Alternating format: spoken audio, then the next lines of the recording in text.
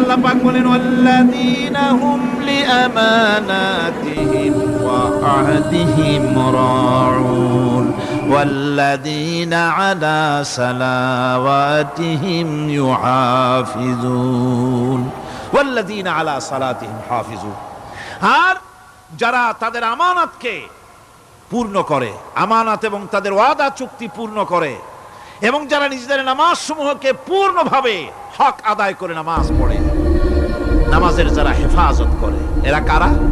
এরা হচ্ছে উলাইকা হুমুল ওয়ারিসুন আল্লাযীনা ইয়ারিসুনাল ফিরদাউসা হুম ফিহা খালিদুন।